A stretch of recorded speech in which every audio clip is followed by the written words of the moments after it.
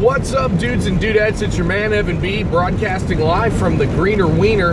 I wanted to take a couple minutes on my way to work today. I just left from a NERF thrifting trip, and I'm heading into the shop.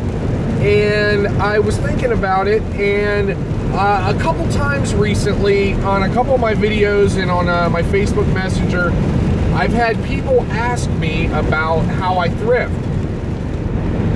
They want to know, like, if I have a method, or if it's just, you know, kind of willy-nilly, or, you know, what's up with that. And because I tend to have really, really good luck, and I like to think of it as like partially luck and partially, you know, part of my method. I do have a method that I don't know, prescribed to, I guess, in how I thrift for NERF in particular. And I guess I was going to take a minute to kind of go over with you guys, if you were interested in how I do that. The first thing is I go every day. There are days that even I have busts, but I make sure to hit at least one thrift store every day. Oftentimes I'll hit 2 or 3. Now, the way that I do that without it becoming like cumbersome or burden is I make it as part of my route to work. I have figured out a route that goes from my house past the Goodwill outlet, and then across the street from my Goodwill outlet there's another thrift store, and so I hit at least those 2 thrift stores every day. That doesn't always pan out. Now, almost always I come back with something from the outlet, but I definitely Foul is messaging me about thrifting. Almost every day I come back with something from the outlet. Those of you who are lucky enough to have a Goodwill outlet in your area, go every day. Take a day off and stay there all day. The absolute best days I've had as far as quantity of blasters and just weight is by going at like 11 o'clock in the morning and staying till 6 o'clock at night at the outlet. They cycle through stuff so fast that if you have the kind of patience and perseverance, you will go home with a cart full of blasters. Like, I think that day was like the most expensive day I've ever had thrifting, and I spent close to $20, but I had darn near a whole cart full of used blasters. And in fact, it was like, if you look towards the beginning of my NERF thrifting videos, there was like a couple that were like back to back to back in 1 week, and that was from doing that a couple times in that week, was like taking my day off and spending it at the Goodwill outlet. But if you can't do that, I go for you know, a half hour every day. I kind of pop in, and that's really about the amount of time I take thrifting every day, is about a half hour. I walk through the Goodwill outlet. I might, I might rummage through a couple of not barrels, but tables that have a lot of toys in them, and then I go across the street to the local thrift store that we have called the Valley, and I poke around in there. I probably had the most luck at the local thrift store, the Valley, than I have at any other thrift store other than the outlet.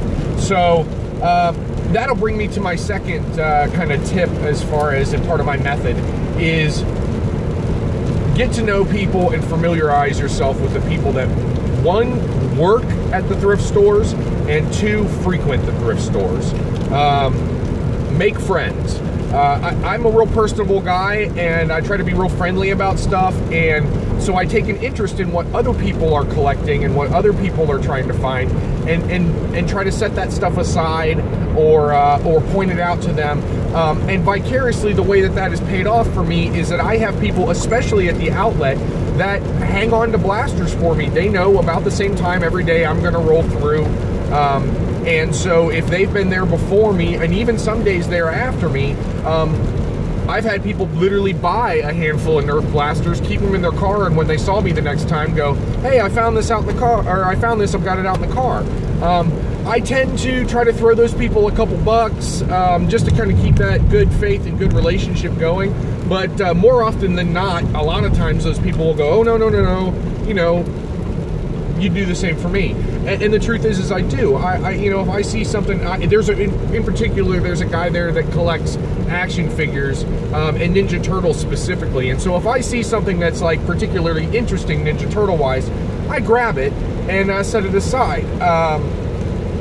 So that way, you know, I've got a really good relationship with a lot of these people, and I've made a couple friends, and I've even exchanged a couple phone numbers with guys, because we touch base about stuff, or if there's a bunch of NERF stuff there one day, you know, I'll get a phone call that says, hey man, you might want to come up here. There's a bunch of stuff that I think you might be interested in.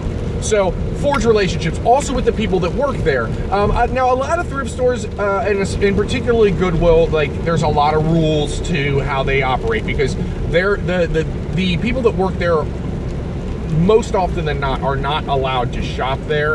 At least the days that they work, they can't go home with armfuls of stuff, because they're trying to keep it fair so that everybody has an opportunity to these things.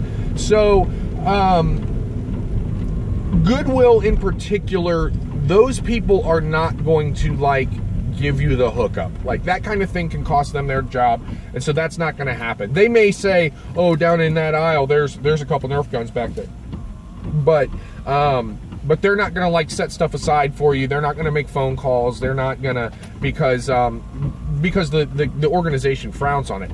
But herein lies where getting familiar with your local thrift stores and your local shops like that work.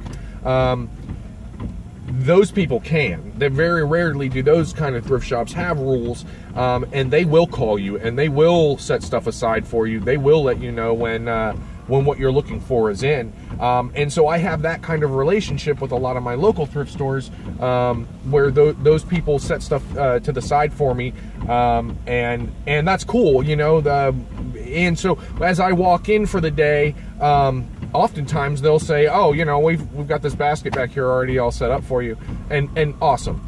Kind of another tip, I guess, is, aside from just making friends, and kind of maybe a side to that, or a postscript to that, is be courteous, be friendly, be clean. Manners get you a long way in this world, and that definitely goes for thrifting. In particular at the outlet stores, it has been my experience that there are a lot of rude people there.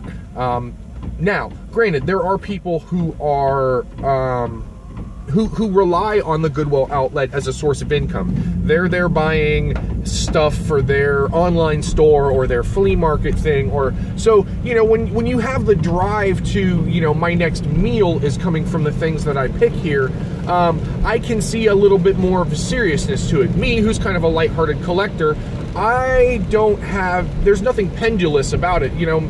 The worst case scenario is I don't find stuff for the show, you know, or find stuff for my collection. So not a huge deal if I don't find a whole bunch of stuff. But some people, their livelihood depends on it, and so they take their thrifting very seriously at the Goodwill outlet. There's also a lot of people who are of foreign descent. You have, at my particular Goodwill, there's a lot of Hispanic folks, and there is a lot of African folks, and that come from other countries, and so there is a language barrier. I think oftentimes, and I see this a lot,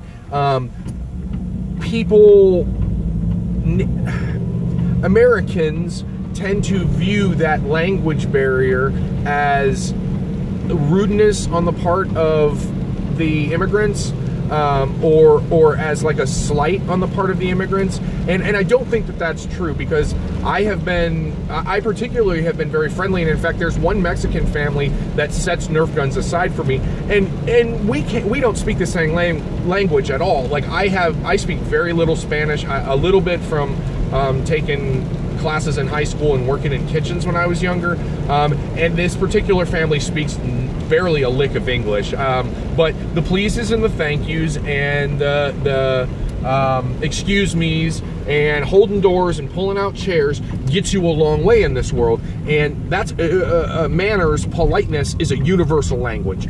Everyone can appreciate being polite to one another, being kind to one another, and that pays off in not only in the feel goods, but in the fact that people will consider you when it comes to doing favors and when it comes to your collection. I think that's about it. Variety is another important thing. I have the couple of thrift stores, like I said, that I hit every day. And then I also try to squeeze in a handful of other thrift stores throughout the week.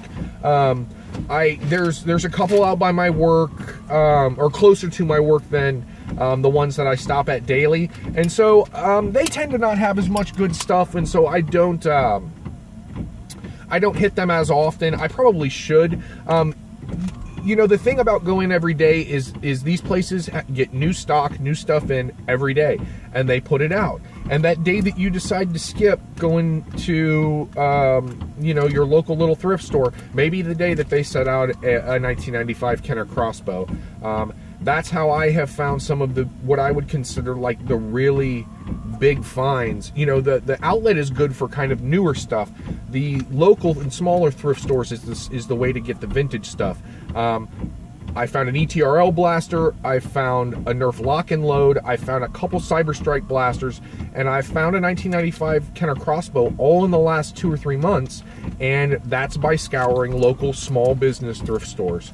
And you know, all those blasters that I just named off, if you added up like the eBay price, you know, we're talking hundreds of dollars, and I have spent under 10 bucks on all of that. So I know my method works, and I know that this is the way to do it. At least it's working for me. So, you know, hopefully I gave you some tips that maybe will help out. You know, the most important thing is just get out there and do it, and even more importantly is have fun, guys. All right, man, this is Evan B. I'm at work now, so I'm going to get in here and start tattooing people. But I hope you guys have a great day. Evan B. saying peace and hair grease. Be nice to each other. Go thrifting. Nerf on. Much love.